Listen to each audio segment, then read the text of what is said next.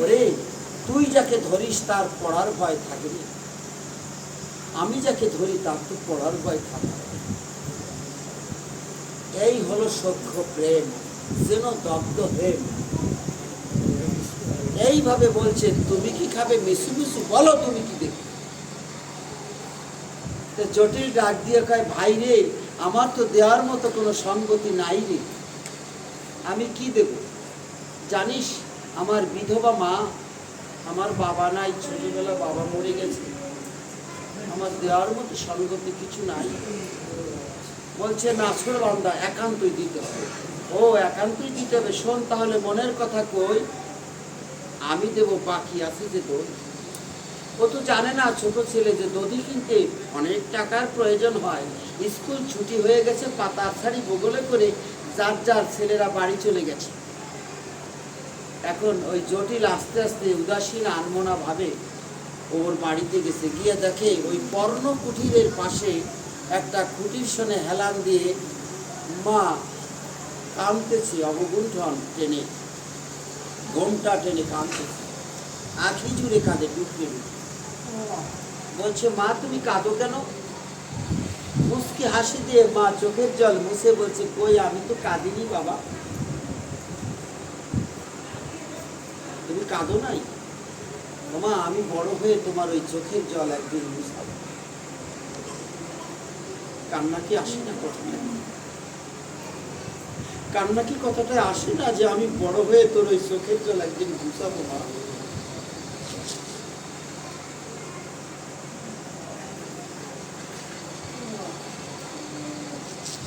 হঠাৎ অলক্ষ্যে ওই জটিলের মায়ের চোখের জল আসছে। দুখানা রুটি বাবারে গ্রামে ভিক্ষা করে বিচারে পেয়েছি, শুকনো রুটি, একখানা তুই আহার কর আর একখানা আমি সেবা করি।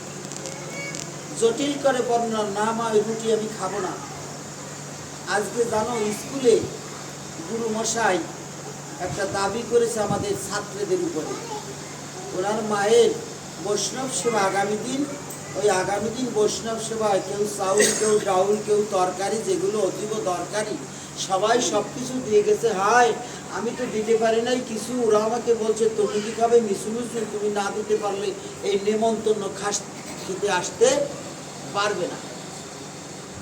নিমন্ত্রণ, কিন্তু নেমন্তন্ন বললাম কেন, ছোট্ট শিশু তো, নিমন্ত্রণ খেতে আসতে তুমি পারবে না।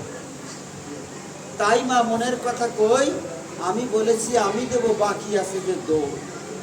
মায়ের মাথে মনে হয় যেন বাজ ভেঙে পড়েছে। আচ্ছা এত টাকা তুই কোত্থেকে পাবি, তুই জানিস না তুই অনাথিনী ভিখারিনীর পুত্র, তোর বাবা নাই, ভিক্ষা করে আমরা জীবিকা নির্বাহ করি,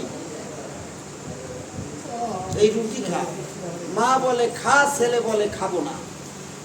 তা ছেলে যদি না খায় মা কি খেতে পারে। মা মায়ের খাওয়া হয়নি, বিনিদ্র রজনী কেটে গেছে, মানে নিদ্রা যায়নি, নিশীথ রাত, গভীর রাত, ওই ছেলেটা মায়ের অনুদেশে অঙ্ক পরে ঘুমিয়ে পড়েছে অলক্ষ্যে, মা তো ঘুমোয়নি। হঠাৎ আখি বিজড়িত চোখের জলে ডুকরে ডুকরে কাঁদতেছে মা, যে সকাল হলেই তো চাইবে আমার কাছে দধি। হে গোবিন্দ তুমি আমার কথা নিও, ও সকাল হতে না হতে যখন আমার কাছে দধি বায়না ধরবে, ওর ওই মনটাকে একটু ভুলিয়ে দিও। হঠাৎ ওই ছেলেটা কাঁচা ঘুমে উঠে বলেছে, মা কি, আমি এইমাত্র স্বপ্ন দর্শন করেছি। কি দেখেছি? আমি দেখেছি কালো বর্ণ শ্যামল বর্ণ একটা ছেলে, আমার থেকে একটু বড়, আমাকে ভাবাবেশে ভালোবেসে কোলে তুলে নিচ্ছে, বক্ষে জড়িয়ে ধরে বলছে, জটিল রে এই এক হাঁড়ি দধি নিয়ে যা গুরু মশার বাড়িতে, এতে সকলার খাওয়া হয়ে যাবে। আমি এই স্বপ্ন দর্শন করেছি জানো মা। আচ্ছা মা কাটা খায় লবণ দেওয়া হলো না? যে দধির জন্য মা কাঁদতেছে আর ওই ছেলেটা স্বপ্ন দর্শন করছে, এক হাঁড়ি দধি কে যেন দিয়ে গেছে আমাকে।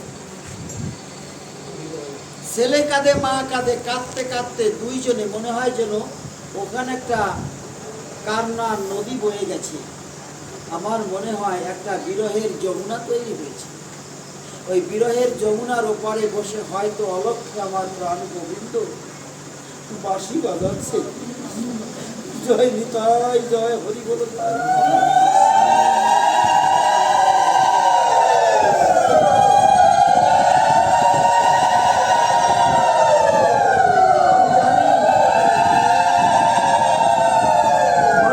চোখে যদি 1 ফোঁটা জল, 5 ফোঁটা জল থাকে, তাহলে গোবিন্দের চোখে 5 পাঁচা 25 ফোঁটা জল পড়তে বাধ্য থাকে। ভগবান আমার কিশোর গোবিন্দ মনে হয় যেন কোথায় লুকিয়েছে, ওদের কাছে অঙ্ক নাই।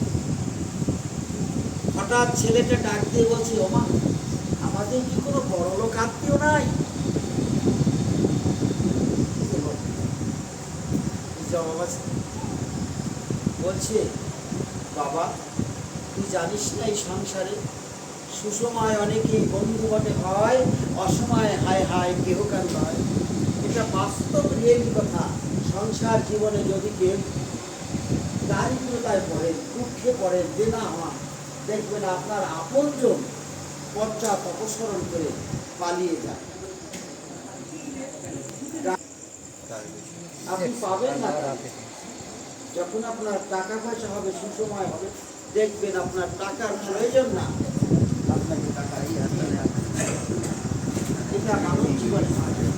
তাই বাবা এই সংসারে একমাত্র তুই আমার আর আমি তোর, আর তোর আছে আমার। এছাড়া আমাদের আর কোনো আপনজন নাই। হঠাৎ ওই বাচ্চা ছেলেটা একটা বড় নিঃশ্বাস নাম, একটা দীর্ঘ নিঃশ্বাস ছেড়ে বলল, মা। তদুত্তরে বললো, আমাকে ডাকলি কেন বাবা? তুই দীর্ঘ নিঃশ্বাস ছাড়লি কেন? বল দেখি তোর মনে কি আসছে। বলছে, মা থাক বলবো না।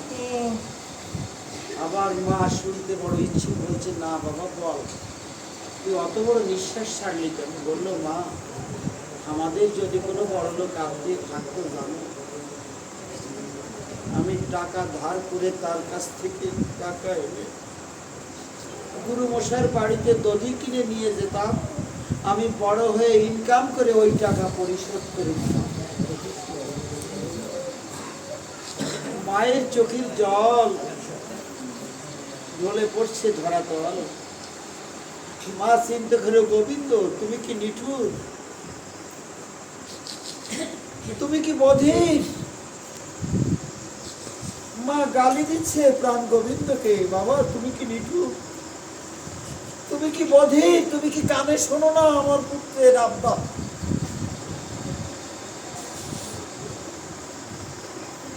মনে জাগাইয়া বড় আরতি।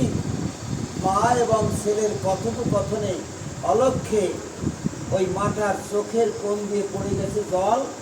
পিছনের দিক তাকিয়ে দেখে ছাঁচনায় পড়ে আছে একটা ভাঙা মাটি, রাধা গোবিন্দের মূর্তি। কে বুঝে ঈশ্বরের খেল? একটা ভাঙা পুতুল রাধা কৃষ্ণের, তাও ভাঙা মাটির মূর্তি পড়ে আছে ছাঁচনায়।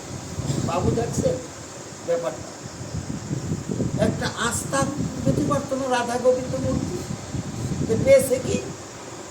রাধা গোবিন্দ একটা মাটির পুতুল পেয়েছে, তাও ভাঙা।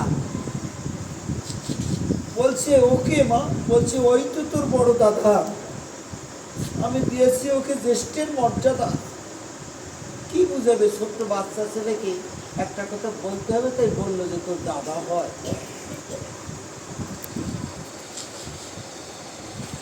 কেমন দাদা?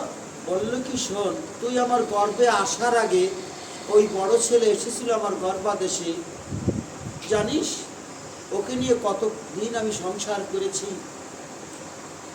আমি যখন কোনো ত্রিনাথের মেলায় হরিসভায় যাই, হরিবাসরে যাই, একটা আপেল পেলে আমি ওকে অর্ধেক দিতাম আর অর্ধেক আমি খেতাম। ওকে ছাড়া আমি বাঁচতাম। কিন্তু একদিন তুই যখন আমার গর্ভাদেশ থেকে ভূমিষ্ঠ হলি, তোর বাবাও গেল চলি, আর তোর ওই বড় ভাইটাও চলে গেল, তোর দাদাও বনে চলে গেল। ওর নাম রেখেছিলাম মধুসূদন, কিন্তু যখন বনে চলে গেল তখন পিছন থেকে ডেকেছিলাম, আয় বনমালী, ফিরে আয় বনমালী, তুই ফিরে আয়। কিন্তু আর ফিরে আসলো না। ওই যে কবে দেখা হলো, আর তো দেখা হলো। তাই মা, আমার দাদা আছে, বললো হ্যাঁ আছে। তাহলে আমার যদি অত বড় দাদা থাকে তাহলে আমি দাদার কাছে যাব, মন্ত্রের সাধন কিংবা শরীর পতন, তুমি আমাকে বিদায় দাও মা, আমি বনে চলে যাব আমার দাদার অন্য। মা তখন চিন্তা করে অন্তরে, ও যদি এই বনের ভিতর অনশন ব্রত করে মরে যায় মরে, তাহলে পুত্রহারা জননী আমি হব, পাগলিনী হয়ে যাব। ওর থেকে ও যদি গোবিন্দের পথে চলে যায়, হে গোবিন্দ তুমি আমার কথা নিও, আমার তো কোনো পথ আমি দেখি না পরিষ্কার, তুমি তোমার চরণে ওকে রেখো, তোমার চরণে আমি অর্পণ করে দিলাম। মৃত্তিকা থেকে রাঙামাটি সুবাসিত গঙ্গা জল মিশ্রণ করে ওর সর্বাঙ্গে বনমালী নাম লিখে দিল, আর বললো যে বাবা তুই আমার কথা নিস, জঙ্গলে গিয়ে কোনো বিপদ দেখলে, হিংস্র জন্তু দেখলে দাদা বলে সম্বোধন করিস, তোকে রক্ষা করবে। এই পৃথিবীতে জেনে রাখবেন মায়ের আশীর্বাদ কোনদিন অকাঠ্য, মায়ের আশীর্বাদ। আর যদি কোনোদিন তোর দাদার সঙ্গে দেখা হয়, হতভাগিনী তোর এই জননী, তোর এই মায়ের কথাটা তোর দাদার কাছে বলিস,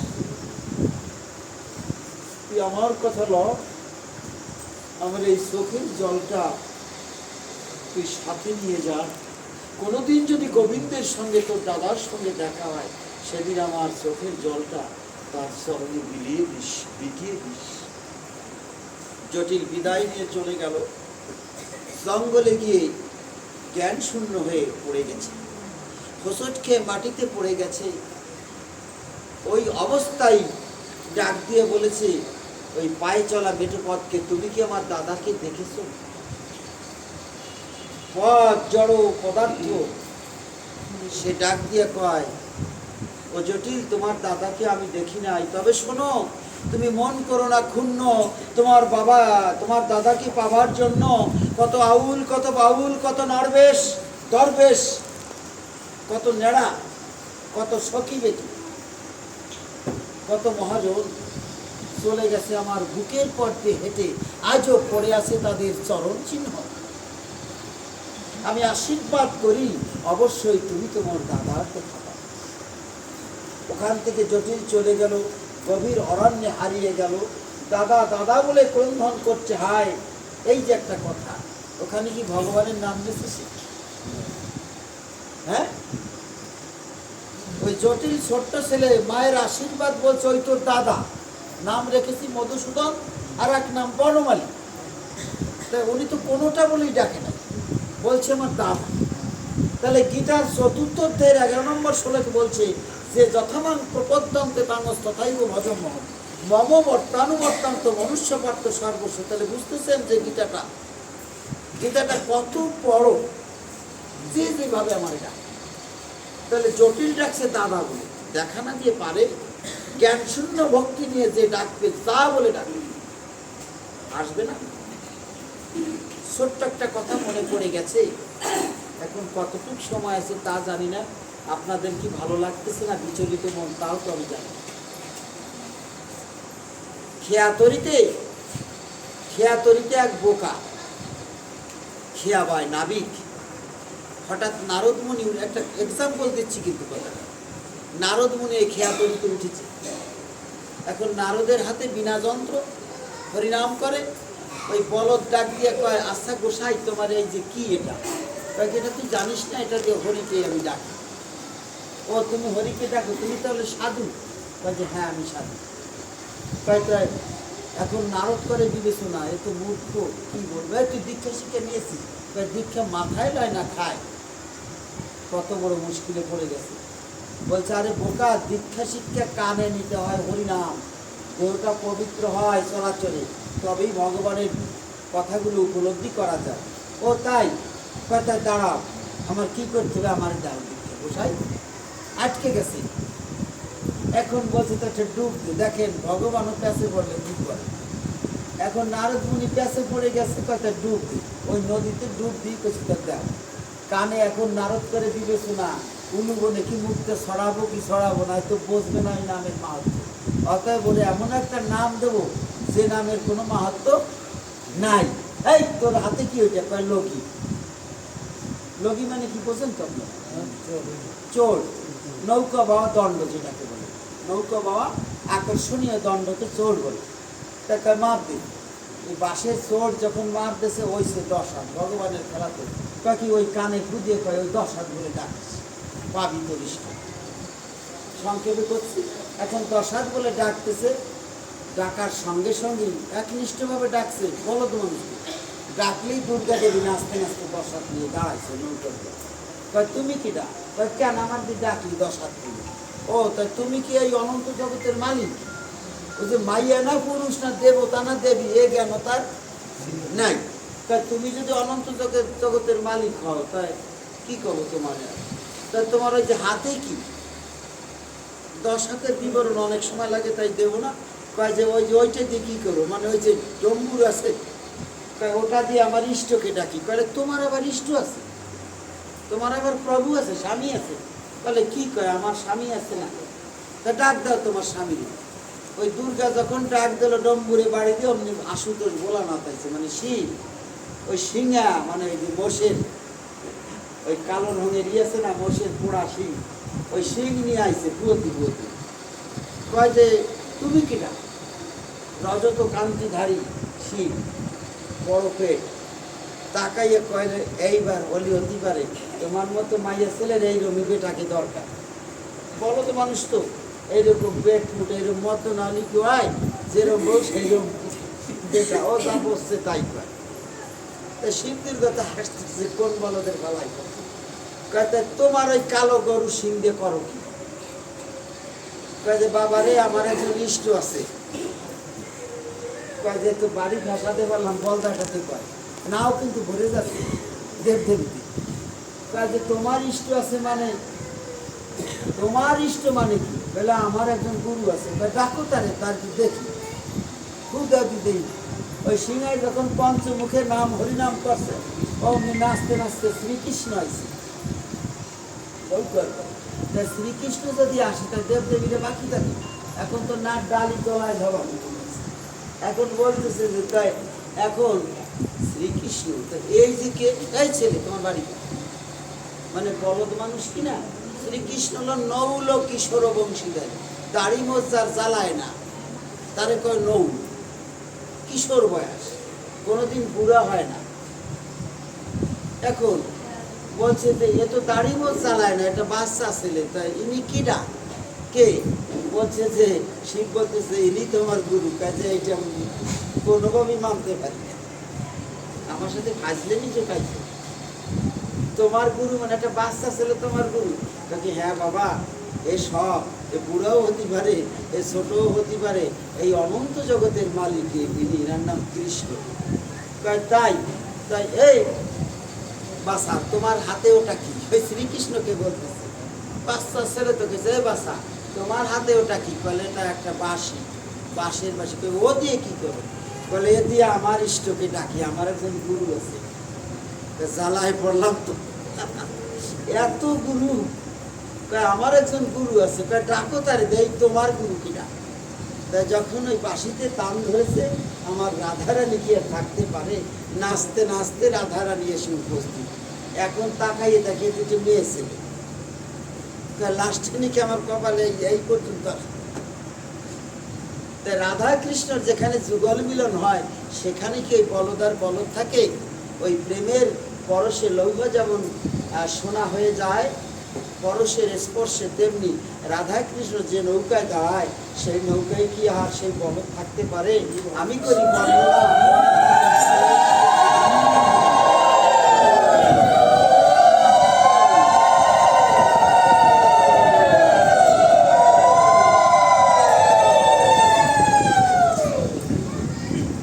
তাই জটিল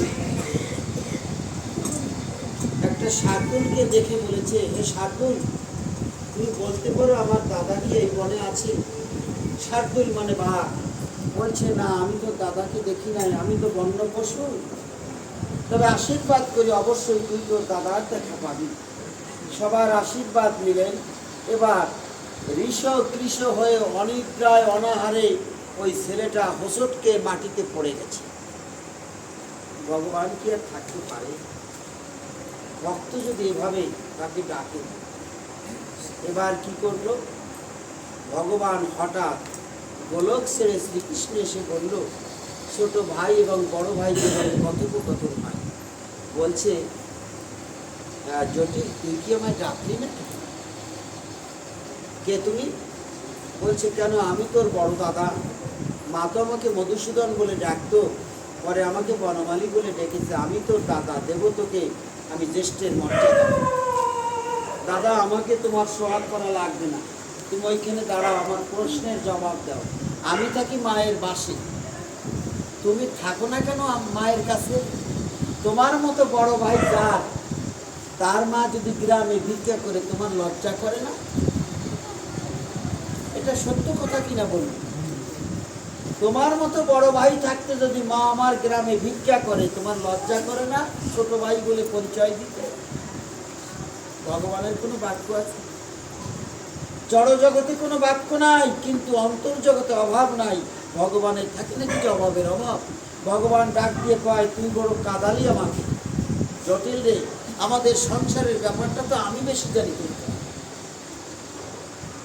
আমি জন্মেছি তোর আগে, কত বড় তোর থেকে আমি অনেক বড়, আমি বিরাট শিশু। আমি যখন আমাদের এই সংসারে আসি, তখন তুই ছিলি না, জগতে আসিস না। আমি দেখেছি মা যেখানে যেখানে যেত, হরিবাসরে আমার জন্য আপেল কেটে আনতো, আমার জন্য চিনি নৈবেদ্য আদি আনতো। মা কিছু খেত, আমাকে কিছু দিত। বড় ভালো ছিল মায়ের সঙ্গে আমার ভালোবাসাটা, প্রগাঢ় ছিল। কিন্তু তুই যখন ভূমিষ্ঠ হলি, দেখি আমার মা চুপি চুপি খায় ওই আপেল, তোকে একটু দেয় কিন্তু আমাকে একটু দেয় না। বল দেখি, আমার ঠাই একই গর্ভে জন্মেছি দুই ভাই, তোকে যদি অর্ধেক দেয়, মা যদি চুপি চুপি অর্ধেক খায়, আমাকে যদি মোটেও না দেয়, তাহলে আমার কি ব্যথা জাগে না অন্তরে? আমার কি দেহে অনুরাগ নাই? তাই আমি কি করলাম, মনের শোকে তাপে দুঃখে অনুরাগে আমি মনে মনে ভাবলাম, এই সংসারে থাকা যায় না, এখানে পার্সেলটি চলতেছে, অতএব এই হিংসার সংসারে আমি থাকবো না। আমি তখন চলে আসলাম বনে। বলিস মাকে, মাকে গিয়ে বলিস, মা যদি আমাকে আগের মতো ভালোবাসে, আমি যাবো আবার তোদের বাসে গিয়ে, আমি আবার তোদের ইনকাম করে খাওয়াবো। বাড়ি গিয়ে বলিস মাকে। মা বুঝতে পারছো কথাগুলো? সব বুঝতে পারো না, জটিল কথা। প্রত্যেকটা মেয়েরা যখন স্বামীর বাড়ি আসে, ওই দিন থেকে বাৎসল্য প্রেম বুকে জড়ায়।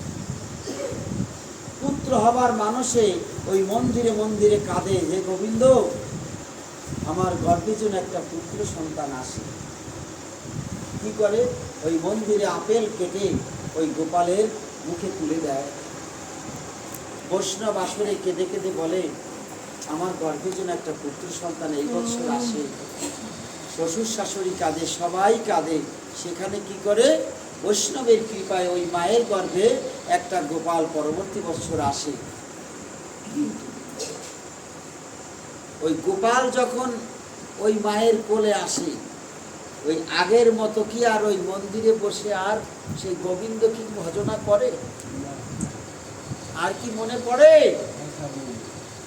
ওই যে ঘরের ভিতরে যে ছোট্ট একটা মন্দির করে প্রত্যেক দিন স্নান আনিক করে একটু চিনি নৈবেদ্য দিয়ে কান্ত, যে গোবিন্দ, আমি যদি মা না হতে পারি, তাহলে তো আমি 4টা ঋণে কলুষিত এই পরিবারে। প্রত্যেকটা মেয়ে জেনে রাখবেন, সন্তান সন্ততি না দিতে পারলে ওই শ্বশুর কুলে আপনি 4টে ঋণ থাকবে, আপনি ঋণী। যদি আপনি পুত্র সন্তান অথবা মেয়ে কন্যা সন্তান সন্ততি দান করেন, আপনি মরে গেল ওই কুল থেকে আপনি ঋণ মুক্ত। তা না হলে শাস্ত্রীয় অনুসারে আপনি ঋণী থেকে যাবেন। তাহলে কতটা আপনাকে তৈরি হয়ে একজন পুত্র অথবা সন্ততি সব করতে হবে। তাই কি করলেন? শ্রীকৃষ্ণ যখন এই কথা বলল, কোন কথাটা বললো, দাদা আজ বিকাল, যুগের কাজ মুহূর্তে করে, বুঝতেছেন কথাটা? এই যুগের কাজ মুহূর্তে করতেছে। আজ বিকালবেলা, যখনই বলছে আজ বিকালবেলা, ভগবানের মহিমা। মায়ায় ওই দিন হয়ে গেছে। গুরু মশাইয়ের বাড়িতে একটা বৈষ্ণবের মেলা মিলবে, ওই মেলায় আমাকে নাকি দধি দিতে হবে, আমাকে দিতেই হবে। আমি একটু দধির বায়না করেছি তোমার কাছে দাদা।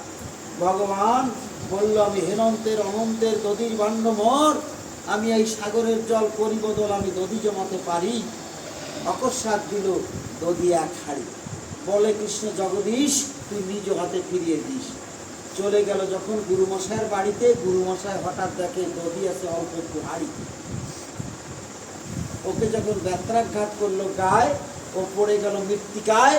এবার ডাক দিয়া কয়, আমি বলি নিরবধি উঠান দিয়ে বয়ে গেছে দধির নদী। হোঁচট খেয়ে যখন পড়ে গেল, আবার ওই হাড়িটা কাজ করা ছিল, ধরে আবার হাতের তারায় ধরল, পূর্ণ হয়ে গেল দধি। নিমন্ত্রিত অনিমন্ত্রিত যত লোক ছিল সকলার পাতে ফিরিয়ে দিল, একটুও কম পড়ল না। মাস্টার করে বর্ণনা, আমার মনে হয় কোনো আশীর্বাদ পুষ্ট মহাপুরুষের দধি হবে, তা না হলে এতটুক দধিতে এত লোকের খাওয়া হবে কেন?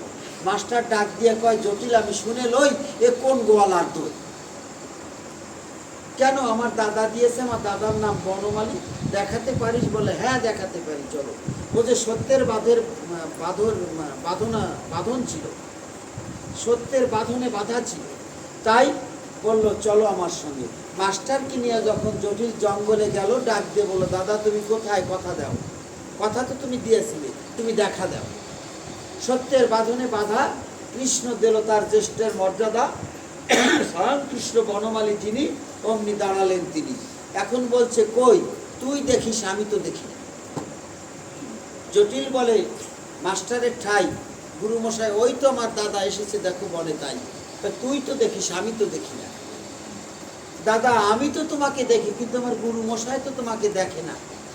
বলে কৃষ্ণ জগদীশ, তোর মাস্টারের চোখে আছে সংসার মায়াময় আবর্জনা, ওর ওই আবর্জনা না গেলে কখনো আমাকে দেখতে পারবে না।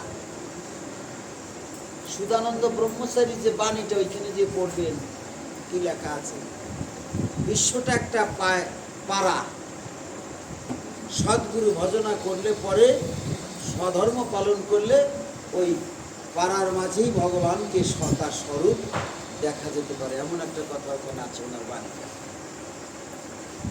তা বলল কি, স্যার আপনার চোখে নাকি মায়ার আবর্জনা আছে।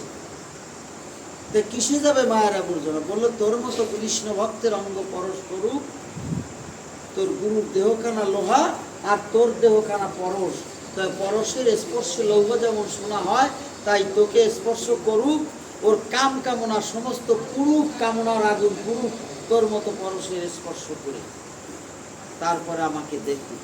এবার জটিল ডাক দিয়ে কয়, হে গুরুমশাই তুমি আমাকে স্পর্শ করো, তারপর দেখো তুমি আমার দাদাকে। মনের গোল ঘুচে গেল। গুরুমশাই যখন জটিলকে জড়িয়ে ধরলো, মন আনন্দে সবাই একবার হা কৃষ্ণ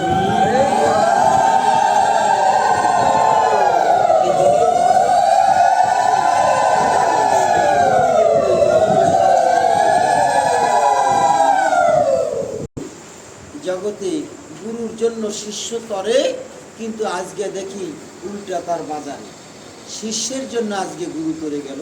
তাই সময় সংক্ষিপ্ত, যথেষ্ট সময় আলোচনা হয়েছে, এখন প্রায় 11টা বাজতে যাচ্ছে, তাই আপনারা আমাকে ক্ষমা করবেন। কথার মাঝে কত ভাষা ছন্দ ভুল ভ্রান্তি হতে পারে, ক্ষমা সুন্দর দেখবেন আপনারা। বৈষ্ণবী ক্ষমা সুন্দর, বৈষ্ণবের দেহখানাই ক্ষমা। তাই সবাই সমস্যারে বলুন, গঙ্গা গীতা সাবিত্রী সীতা সত্তা পতিব্রতা ব্রহ্মবলী ব্রহ্মবিদ্যা ত্রিসন্ধ্যা মুক্তিগেহিনী অর্ধমাত্রা চিরানন্দা ভবাগ্নি ভ্রান্তি নাশিনী বেদত্রয়ী পরানন্দা তত্ত্বার্থ জ্ঞান মঞ্জরি ওং তৎসতং তৎসতং তৎসৎ শ্রী বিষ্ণু শ্রী বিষ্ণু শ্রী বিষ্ণু। আজকে যারা এই ভাগবতী আসরে অংশগ্রহণ করেছে, তাদের ছেলে মেয়ে যে যেখানে পুত্র পরিজন আছে, সবাই লেখাপড়া শিখে বিদ্বান বিদুষী হয়ে কৃষ্ণ ভক্ত হোক, আর এই পৃথিবীটা সুন্দর হয়ে উঠুক, সকলার মন সুন্দর হোক, এটাই আমার নিতাইয়ের কাছে, রাধারানীর কাছে চাওয়া রইল অনন্তকালের জন্য। তাই আমি বিদায়ের সেখানে ধরে আপনারা আশীর্বাদ। আজকে যিনি এই ব্যয়ভার প্রসাদের ব্যবস্থা করেছে, এনার নাম হলো অংশুপতি পাল। ইনি প্রসাদ আয়োজন করেছে, কেউ প্রসাদ থেকে বঞ্চিত হবেন না, এই প্রসাদ সকলে নেবেন।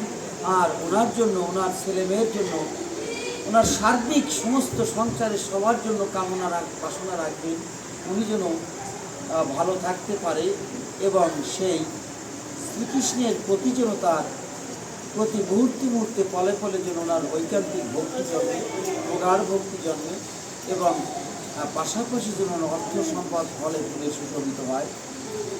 উনি যেন আদর্শ মানুষ হয়ে জগতে বিচরণ করতে পারে, রোগ শোক যেন না হয় এই সংসারে, সবাই যেন আমরা ভালো থাকি সর্বশেষে। জয় নিতাই, জয় হরিবল।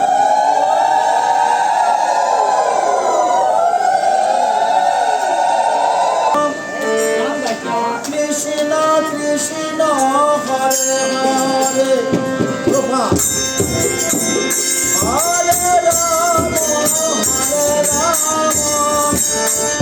রাম রাম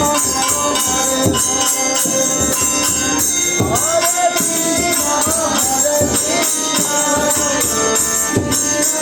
কৃষ্ণ হরে